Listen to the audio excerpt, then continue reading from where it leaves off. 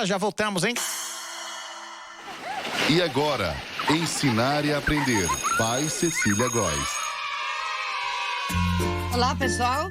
Boa tarde. Nós estamos mais um programa do nosso Ensinar e Aprender. Será o penúltimo programa da nossa série 1, ano 1. Depois virão novidades por aí. Na semana que vem a gente conta sobre isso. Mas hoje nós estamos com uma convidada mais do que especial, a internacional professora doutora Alessandra Giordano.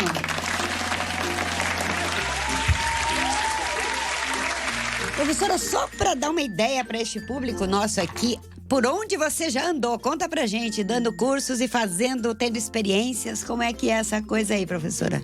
Cecília, primeiro eu quero agradecer essa oportunidade linda de poder compartilhar com vocês algumas experiências. E é isso, já andei por alguns lugares aí do mundo em busca de conhecimentos, de troca de contação de histórias, de ouvir histórias. Especialmente alguns lugares que me marcaram foi a Índia, né? O Butão, Nepal, Vietnã, Camboja. A experiência do Camboja foi maravilhosa, né? Maravilhosa, belíssima, maravilhosa. Experiência de meditações profundas, mestres muito iluminados, então muito especial mesmo. E por aqui, por esse lado do Ocidente, eu andei pela Turquia, pela Grécia, pela Itália, Portugal, enfim, sempre contando e ouvindo histórias. Como eu disse, a internacional professora doutora Alessandra Giordano, graduada em Filosofia, Pedagogia e Psicologia. Não é pouca coisa. Ela é especialista também em contos de fadas, psicodrama, psicopedagogia e arte-terapia, que é uma coisa maravilhosa pela qual somos apaixonadas, né, professora? Sim. E ela é autora de algumas obras e tem uma outra que ela vai lançar em breve. A primeira obra é Contar Histórias, que é um recurso arte-terapêutico de transformação e de cura. Também dos contos que curam, que está no prelo e é surpresa para vocês, e ela vai lançar em breve. E hoje, como não podia deixar de ser, nós vamos falar sobre a importância de contar histórias. Por que, professora, é importante contar histórias? Bom, contar histórias é uma experiência rara e sem igual. Primeiro porque nos dias de hoje, na modernidade, a gente tem relacionamentos virtuais. Então as pessoas já não se encontram mais, já não se sentem mais, já não se percebem e perde exatamente esse dispositivo de um relacionamento interpessoal que é tão importante para a humanização humana. Sem dúvida, porque perdeu-se a questão do toque, né? Perdeu-se o olhar. O toque do olhar. Não precisa ser o toque físico, né, Ale? Não, é o olhar mesmo. Eu lembro que assim, a minha avó, eu venho de uma família de contadores de histórias. Uhum. A minha avó, eu tive uma fada madrinha que era a Nega Júlia. Olha que gostoso contar essas coisas, hein? Não é? Então, isso já é parte da história. E a minha avó sempre recebeu as pessoas em sua casa oferecendo um café, uma erva, não é? Um chá e um conto. E aí eu lembro que quando a gente veio para São Paulo, porque eu sou de Recife, a minha avó dizia que curioso, minha filha, vocês sabem que é de bom tom oferecer um cafezinho para os seus convidados, suas visitas. E vocês aqui, muito curiosamente, ligam a cafeteira elétrica na tomada, abre o micro-ondas, tira do freezer o pão de queijo congelado de meses. Enquanto isso, o telefone toca, o seu filho te chama, você diz para o menino, eu estou no telefone, e a sua visita resignadamente vai embora, porque você não tem tempo mais para contar e nem ouvir histórias. O tempo que você tem é de ouvir histórias que não são suas.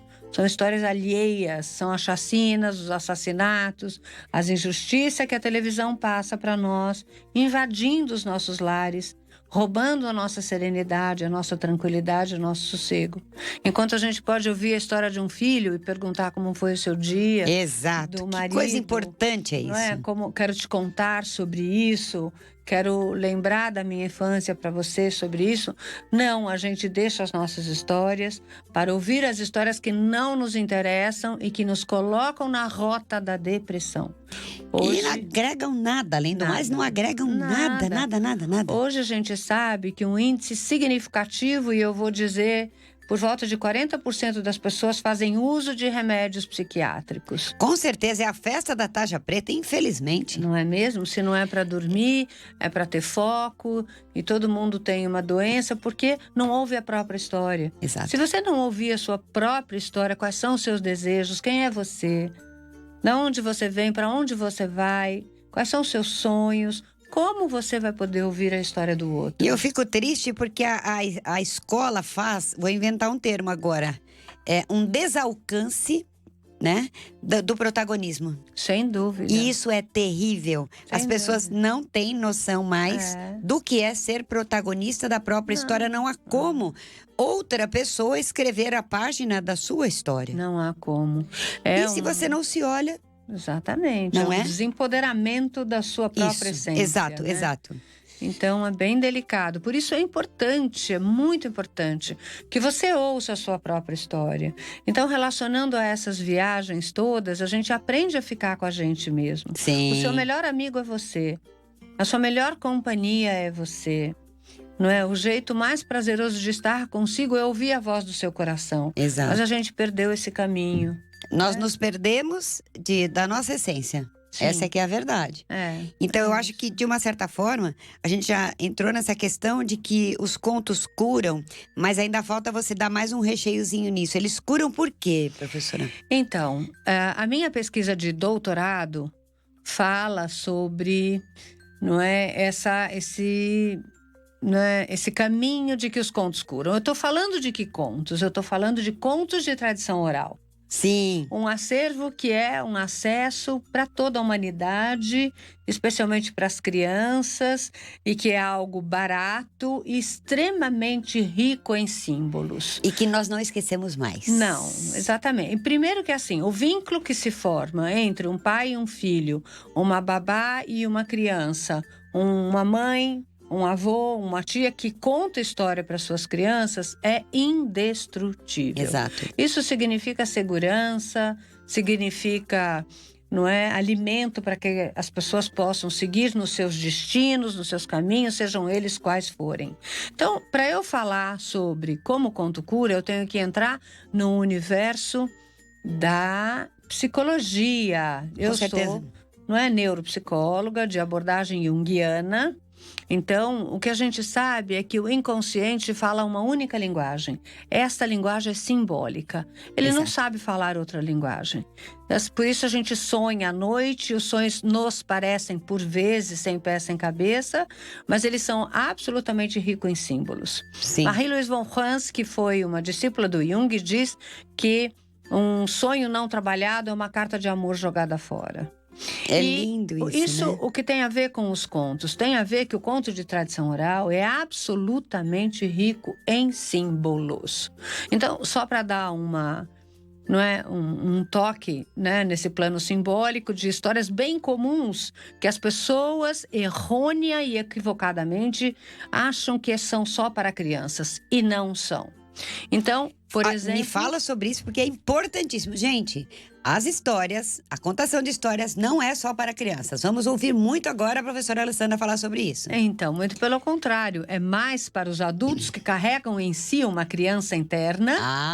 Isso é que é a questão. Carecem de alimento, Sim. de afeto. Então, no conto de fadas, a gente vê, por exemplo, no conto, vamos chamar aqui Bela Adormecida. Eu ia falar Rapunzel, mas ok. Rapunzel também é fantástica, porque tem o poder tem o poder nas tranças, no cabelo, e aí já tem o mito de Sansão e Dalila, né? Mas tem também a Branca de Neve, que é muito conhecida, cujo símbolo principal, em princípio, é a maçã. O bicho-homem é extremamente imagético. Se eu disser maçã, ela já se apresenta na sua mente. Sem dúvida. E atrás da maçã tem um significado extremamente importante. Do ponto de vista judaico-cristão, isso quer dizer pecado. Mas nós, da psicologia, ampliamos esse símbolo e vamos mais profundamente e descobrimos que a maçã é o símbolo da libertação. Se a Eva não tivesse pego a maçã, se a Branca de Neve não tivesse comido a maçã, elas estariam dormindo. Isso significa num estado de inconsciência. E aí, esse estado de inconsciência te afasta do ser divino que você é. Porque Deus é igual a consciência. Consciência, exatamente. Deus é igual a consciência. Eu me lembrei de uma frase do Hesse, do Hermann Hesse, que ele diz assim, que quem olha para fora sonha, Sim. mas quem olha para dentro desperta. Exatamente. Isso perfeito. Então, é olhar para dentro de si mesmo, dos Sim. seus contos, do plano simbólico que te habita desde que você é muito criança. Sim. Então, a primeira pergunta é: quais foram as histórias que você já ouviu na sua vida? E qual é o sentido delas para você? Perfeito. Então, ouvir história é coisa séria. Não é uma brincadeira, também não é uma panaceia, Sim. mas é um caminho. Sim. Um caminho para a libertação dos seus traumas, das suas agonias, das suas ansiedades. Perfeito. Por isso, esse último livro que eu escrevi, que está no Prelo, agora pela editora VAC, ela tem contos lá para ansiedade, uma pessoa extremamente ansiosa, que conto deve ouvir?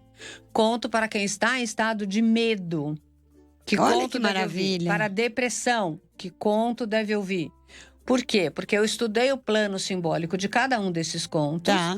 Esses símbolos serão reconhecidos pelo inconsciente e terão, então, um acesso para a consciência. Maravilha. E se isso for trabalhado, você desperta em toda a luz do seu ser, porque nós fomos criados à imagem e à semelhança do Criador.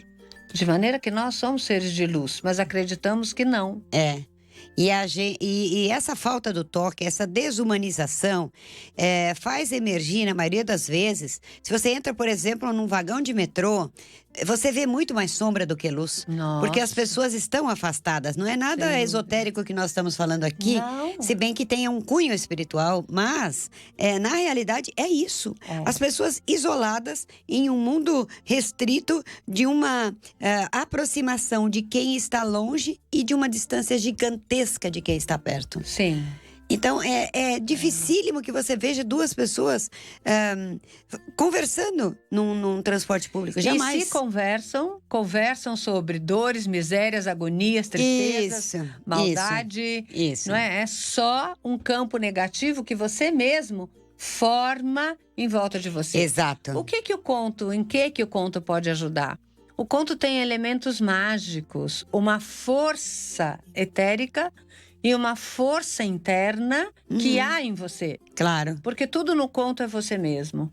De maneira que você tem as suas fadas, você tem os seus gnomos, você tem o seu pó de pirlim-pim-pim, você tem tantas magias, a própria bruxa, que às vezes te coloca num caminho de elevação, mas que você não reconhece, recusa e rechaça.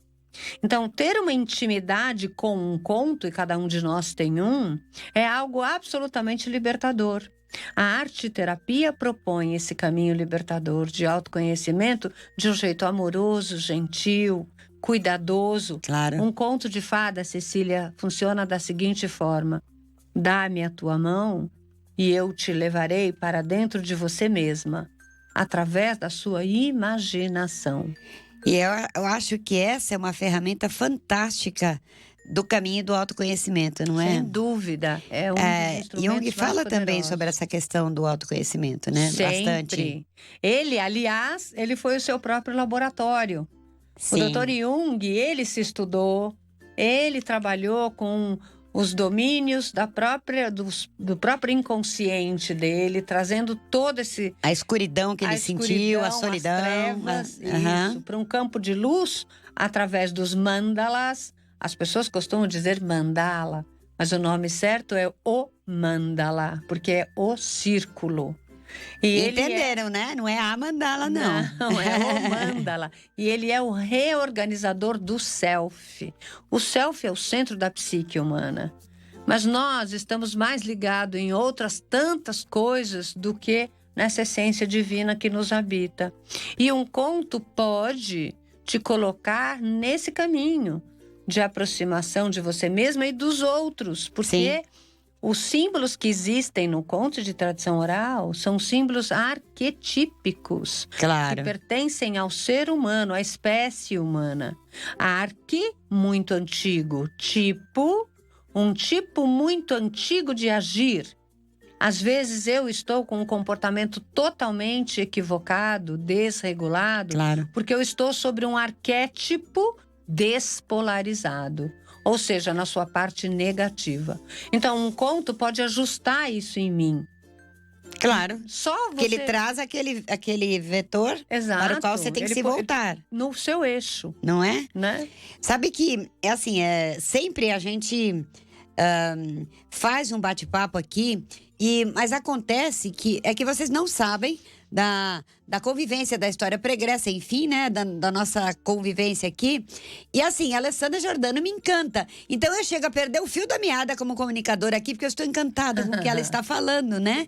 Então, mas a gente não pode perder esse fio da meada. Vocês poderão ver através das redes sociais que a gente vai colocar abaixo do nosso vídeo depois, os contatos da professora Alessandra Giordano para acompanhar a trajetória dela, assim como a minha, e que é uma trajetória fantástica, é uma trajetória de verdade, é uma trajetória de encaminhamento para dentro de nós mesmos por caminhos que nós nem imaginamos. Eu tenho certeza que o que vocês estão ouvindo, embora os nomes sejam conhecidos, os percursos, vocês deixaram de fazer há algum tempo, se é que o fizeram, não é mesmo? Sim.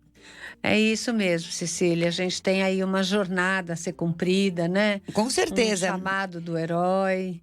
E a gente se esforça para oferecer, como os 7 anões, né? Então a gente vai pensar no plano simbólico, né? Os 7 anões, ele é como se fosse um psicoterapeuta, um arte-terapeuta, um educador que segura a lanterninha na mão e vai guiando o caminho, né? Do seu cliente, do seu paciente, do seu aluno. E aonde eles trabalham? Na mina. O que é a mina? Aí o é que inconsciente, está. né? E o que tem nessa mina? Pedras preciosas. E as pessoas não fazem essa relação. Não fazem. Que coisa, né? Exatamente. Por isso esse curso, né? Contos que Curam, ele te dá esse tipo de instrumentalização. Exato. Para que você vá buscar a sua pedra preciosa. Imagine, então, que as pedras preciosas, os minerais, são as flores do mundo subterrâneo. Olha que lindo isso, gente. E as flores naturais, né? Que são essas que a gente vê do mundo... No mundo externo, mas no nosso mundo interno existem milhares de possibilidades de flores. Por isso a gente trabalha sempre um dos ensinamentos da Índia, da O&O Academy, que eu me permito falar porque é uma escola realmente importante para o autodesenvolvimento dos humanos. Sim. A O&O Academy nos ensina meditações sobre a consciência ilimitada. Para que a gente possa realmente ser o que viemos ser de uma forma leve, feliz e com integridade. Então, chega uma certa idade, né, Cecília, que a gente busca a integridade. Exato. Buscar ser melhor do melhor que um dia a gente já foi. Não é? Então, assim, esse é o meu desejo de continuar contando e também no consultório, óbvio, ouvindo histórias, não é? Mas eu mais conto do que ouço. A gente né? não pode realmente continuar fazendo mais do mesmo, mascarando as nossas atitudes, porque realmente eu estou agora me aprofundando mais, porque cada vez mais próxima e com a neurociência fazendo parte do meu ser, mas eu estou agora na preocupação e me aprofundando na falta das competências socioemocionais que ninguém nos ensina. Exatamente. Então, eu queria que você falasse por que é tão importante a narrativa oral, qual que é o poder que ela tem, né? Então, a palavra, né? A palavra tem um poder absolutamente forte de destruir e de construir. Exato. Muitas vezes a gente ouve um monte de gente dizer: eu preferia ter levado um tapa na cara a escutar o que você me disse. Então, a palavra tem um poder incomensurável. Claro. E a palavra se traduz, né, através de um conto de tradição oral. A palavra, ela gera também o que eu tenho estudado na neurociência, não é? A morfogenética. A epigenética. Sim, eu também estou nesse trabalho. A gente vê que, de verdade, assim, as suas palavras são Os seus pensamentos, aliás, são energias que se alojam primeiro nesse microcosmo que é o seu corpo, depois no seu macrocosmo, e isso ganha um campo, que é o seu campo de atração. Não é? Isso é lei da física também, lei não da estamos falando física. aqui nada de novo e Aham. nada de surpreendente. Sim, nem de nada fora do pensar acadêmico mesmo, Exato, na realidade. Mas um nada pensar fora. profundo, um pensar Exato, muito né? reflexivo, né, Ale? Pensar de verdade, assim, que a sua palavra, ela tem um poder de curar alguém. Claro. Ela tem o poder de destruir, de desencadear uma guerra com uma Exatamente. única palavra. Exatamente. E mais importante, Cecília, é que um pensamento tem o poder de desencadear uma guerra interna. Aí é que eu quero que vocês prestem muita atenção nisso que ela está falando. Então, porque isto é real, né? Essa guerra interna, ela vai te descompensar de tal forma que não raras vezes você vai acabar num psiquiatra.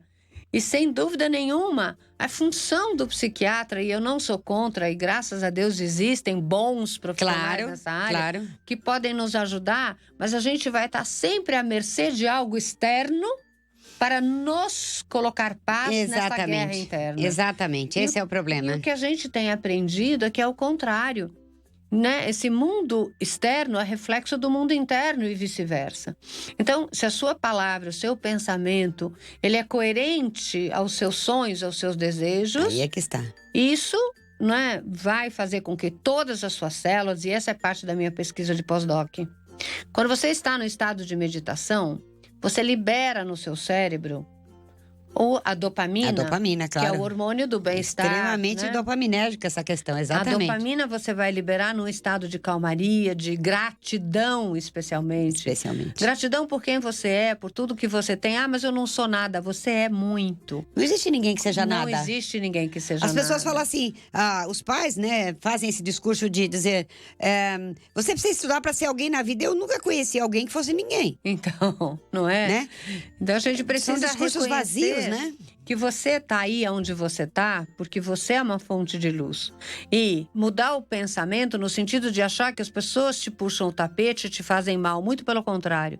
Essas pessoas são seus mestres. Claro. Eu costumo dizer para as mães que assim, sempre tem um filho que é mais arredio, que é rebelde, que é isso. Eu digo, reverencie esse seu filho porque ele é o seu mestre. Isso. Ele te ensina paciência, ele te ensina aceitação, ele te ensina a diferença. Acolha o seu filho, porque ele verdadeiramente é o seu mestre. Então, o que você pensa sobre a sua presença na vida, os seus amigos, né? Como você está? Isso tudo é fonte de energia que advém a partir de um pensamento que torna-se uma palavra. E o mais importante... Olha a sequência, né, da construção. Que fantástico. Tem uma construção e essa construção chega aonde? No alicerce de um sistema imunológico... Perfeito. Estável. De maneira que você vai manter o seu exército de células combativas de tumores, de vírus, de bactérias... Porque o seu sistema imunológico está salvaguardado. Por quê? Pela ordem divina do pensamento. Porque entre todos os animais, o bicho-homem, foi a ele dado o poder Sim. de pensar e de criar o seu sonho, o seu amanhã. Não é? E não ficar vivendo também de passado, né, gente? Viver no passado é viver na depressão. Exato. Viver no futuro é viver na ansiedade. Então, esteja... com uma questão que eu aprendi por essas minhas andanças ali pela Ásia, Dubai. Presença. Faça tudo com presença. Almoce com presença. Estar inteiro naquilo que você está fazendo. Tome seu banho com afeto pelo seu corpo, que é a morada da sua alma. Esteja presente quando você estiver conversando com alguém. Olhe nos olhos das pessoas. Sim. Abrace os seus filhos. Sabe, você não precisa dizer toda hora eu te amo, eu te amo. Às vezes, um olhar e um estado de presença diz muito mais do que as palavras. Com certeza. Se você está na frente de alguém que você ama, não precisa ficar se declarando, né? Ou se mendigando amor. Você precisa Mas estar. presença, Exato. né? Estar presente. Então, Isso tudo faz parte de um cabedal de pensamentos, de crenças, de valores que realmente fazem com que a sua vida se torne mais amorosa, mais gentil, mais bela. Claro. E você, para usar um termo da Prita G, você encontra um estado de beautiful state. Sim. Um belo estado interno, né?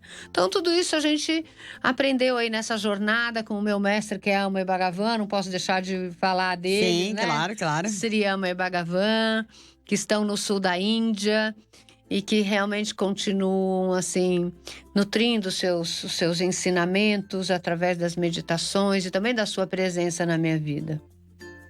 De maneira que eu encontrei, abençoadamente por eles também, e pela minha avó. A minha avó me abençoou. A minha avó me iniciou no caminho da contação de história. Oh, que eu delícia. sou uma contadora de história graças à minha avó e à nega Júlia, que de novo é a minha fada madrinha. E de verdade esse tem sido um caminho que é um caminho que eu posso compartilhar, oferecendo alguma coisa boa para aqueles que fazem parte aí do meu caminho, da minha estrada. E né? é tão interessante o que você disse. É lindo essa sua raiz, né? É muito bonita. Quando você fala da nega Júlia, a gente sente uma gota de mel saindo dos seus olhos, porque isso deve ter algo a ver. Sim. E assim, meu pai foi meu contador de histórias. Ele era uma pessoa que tinha uma vida absolutamente em dicotomia com o pai que ele era quando ele nos punha para dormir. Que ele era um delegado de polícia, uma autoridade severíssima. E a minha mãe, que era professora, jamais se sentou na nossa cama para contar uma história. Ele fazia isso. Olha só. Ele escrevia poemas lindíssimos. Olha só. Né? Você vê que coisa... Parecia que ele era 2 em 1, né? E algumas coisas, claro, nós aprendemos também com ela. E essas coisas nunca nos fugiram. E nós lembramos sempre até hoje, porque... E eu vou te dar um exemplo incrível que aconteceu ontem à noite. Eu tenho que acenar para o pessoal que está nos vendo aqui. E sejam todos muito bem-vindos, porque a gente agradece bastante a companhia de vocês e esperamos que vocês aproveitem. Mas o meu neto me ligou ontem à noite, eu estava saindo da universidade. E aí ele disse assim... vovó, eu estou aprendendo, estou na banda do colégio, eu estou aprendendo várias músicas, né? E ele escolheu, entre os instrumentos, ele escolheu a flauta. Muito bem, eu me surpreendi, achei interessante, né? Aí ele começou a me mostrar o livrinho dele com as partituras. Eu falei, você está lendo notas musicais? Sim, eu estou. E aí ele aproximava a câmera assim e me mostrava, né? E aí, de repente, ele abria a música e cantava um trecho para mim. Fiz uma força para não chorar, minha amiga. Lindo, mas vamos indo. E aí, ele me mostra uma música. Quando eu olhei aquele título, eu falei, eu não acredito que você está aprendendo esta música.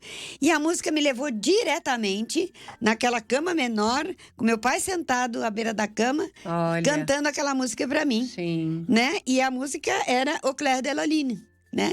E eu lembrei todinha a letra.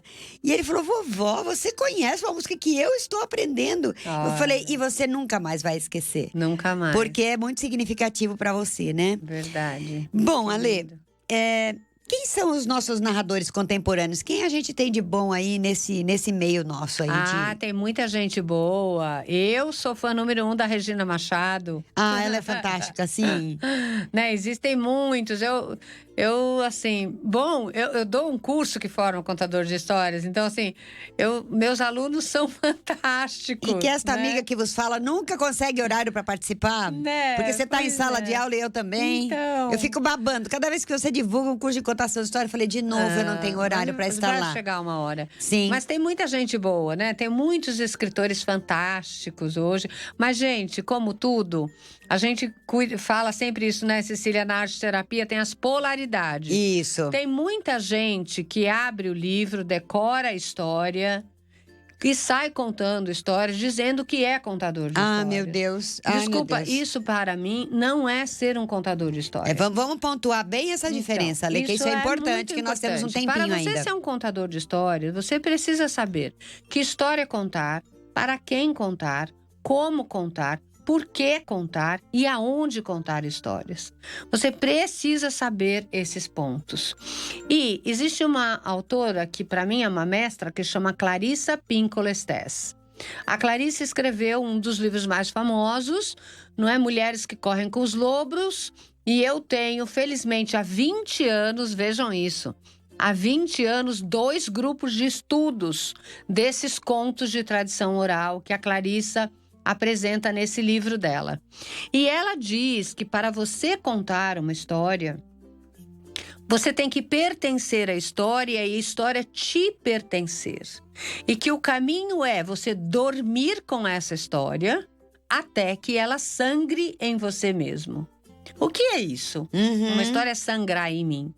Uma história sangrar em mim para que me pertença e eu lhe pertença, nós temos que saber ler as entrelinhas da história. Sim. A gente tem que saber qual é o plano simbólico dessa história. A gente tem que criar uma imagem que seja minha, particular, para essa história. Isto é um trabalho. Para mim, um deleite. Sim. Um raro prazer. E eu visito novos contos, não é? Quase todas as noites. De verdade, né? Eu costumo dizer que as bibliotecas são as moradas das fadas. Que eu aprendi com uma amiga, a autora Silvia Manzano. Maravilhosa. Que escreve livros belíssimos. Sim. Que eu amo. A Silvia dizia que a morada das fadas é nas bibliotecas. E eu frequento muito as bibliotecas, porque os livros hoje estão tão caros, né, gente? É. E eu tenho, assim, essa vontade de conhecer contos de tradição oral, claro, que sejam novos. Então, eu quero dar uma dica para vocês, que é assim, desse ponto de vista que a gente trabalha, que é Sim. curativo, a gente eu, Alessandra Giordano, só uso contos dos irmãos Grimm. Por quê? Porque eles são, segundo a literatura e a história da literatura, os autores, ou os compiladores, porque eles não são autores, eles verdade. São compiladores, que salvaguardaram o máximo que puderam o plano simbólico dos contos. De maneira que, quando você conta um conto dos irmãos Grimm, você está contando um conto repleto de símbolos, de arquétipos que pertencem à humanidade. E os arquétipos, segundo o Dr. Jung, são uma herança da humanidade. Exato. Então você oferece para o humano o que é próprio do humano. Os outros autores... Não teria por que ser diferente? Pois é, porque e os outros autores, o que eles fazem? Eles rebuscaram, eles inventaram, eles cortaram um plano simbólico. Então eles alteraram a essência do que a alma humana precisa para se alimentar. É muito triste a gente constatar estas coisas, né? E aí, eu acho que a gente tá meio aqui num trabalho, nós estamos falando sobre isso, né? E o tempo no rádio, ele é muito rápido, né? Mas eu não posso encerrar sem que a gente se sinta no papel. Eu acho que muito mais você, que dominou esta cena com o brilho de sempre, né, Ale? A gente tem que ser um pouco flautista de Hamelin, não é?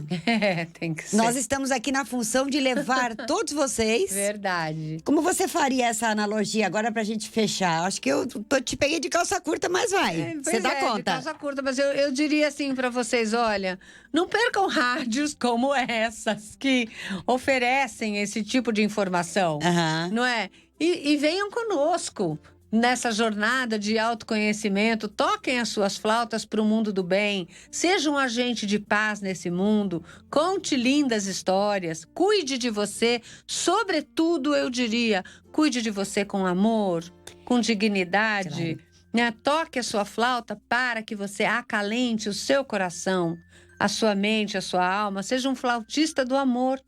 Claro. Né? Espalhe boas histórias pelo mundo. Não é? E estejam perto de pessoas que façam isso também. Claro. Porque tudo é uma questão do campo. Exatamente. A gente tem que estar com quem se afiniza realmente. Você busca aquilo que... se você busca a sombra, você estará com a sombra. Exato. Não é? Então, a natureza nos dá este exemplo, né? Por exemplo, qualquer plantinha, você vai afofar a terra, vai colocar a sementinha e ela vai buscar o quê? a luz. A luz. E o a sentido luz. vertical. Porque tudo que cresce horizontalmente não é saudável, Sim. na verdade, né? E você não deve se esquecer também que você é fonte de luz, que você todos os dias tem que regar essa plantinha. Exatamente. Se você não cuidar desse jardim interno que está no seu coração, e eu costumo dizer que os nossos corações são o nosso santuário, o nosso templo sagrado. Se você não cuidar disso, você não toca boas músicas, que nem o flautista. Exato. Né? Você não traz para você e não se sente cumprindo a sua missão aqui na Terra. A minha avó me ensinou assim, olha, diga com quem tu andas, que eu te direi quem és. Perfeito. Quando eu era menina, eu ria disso. Hoje eu tenho certeza de que ela tá certa. Assim, quem são seus pares na vida? Exato. Com quem você compartilha a vida? Tire da sua vida aqueles que não te alimentam e não te fazem bem. Porque eles funcionam como predadores internos, como diz a Clarissa. Exato. Então, leia o Barba Azul da Clarissa Pinkola Estés. E aí você vai estar... fica a dica, gente, né? o Barba Fica a Azul. dica. O Barba Azul, para que você reconheça quem são os seus predadores.